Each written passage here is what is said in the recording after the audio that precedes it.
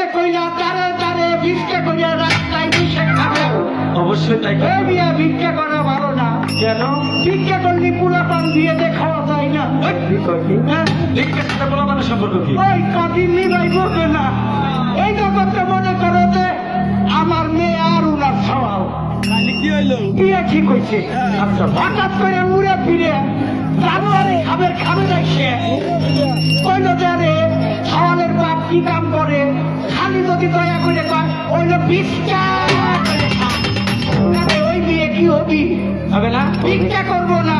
আরে ঠিক আছে, না করলে তাহলে চলে যাই। আবার কি কইলে?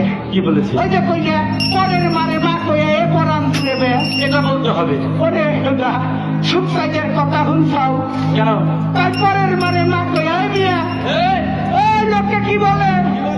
এই এই জায়গা কৃষি কৃষ্ণাপ নষ্ট করস তোরা, এত দুরিদার লাগবি না রে। তারপরের মারে মা কইয়া এ পরান দূরে বা এই নিবিড় মারে মা কওয়ার সময় পাই না। তারপরের মারে কেন? এই জন্যই তো লোকে বলে গায়ে গায়ে জামা কান্দে নাই দামা, মন্দির ঘরে কালিমা কালিমা এইগুলোও মা আর কর্মচারিণীও মা। এই দেখো পরের মারে মা কলি মা কবি এ মা মা করে ও মা নির্মাণ দেখছো। আমি একটা কথা বলি, আমরা যদি ভাই যখন বাড়ি থেকে বের হয়ে যাব অনেক দূরে চলে যাব, যখন তো আমরা নিজের মাকে পাবো না, তাই বোনের মাকে মা বলে আমাদের মনের বাসনা পূর্ণ করবো।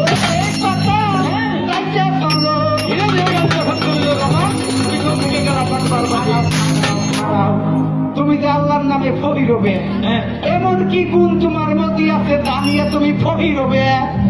গুণ? হ্যাঁ, তুমি আমার ভাই, হ্যাঁ। তো তুমি তো ভালোই জানো আমার ভিতরে কোনো গুণ নেই। ওরে বাবা রে ভাই, আমার বিবাহের ভিতরে বলে কোনো গুণ নাই, মন্ত্র নাই। এই ভুলে ভুলি সাথে আমি হেঁটে যাচ্ছি মার খাবো, আমি যাবো না, আমি হেঁটে গেলাম কিভাবে? এই যে এইভাবে অনেকটা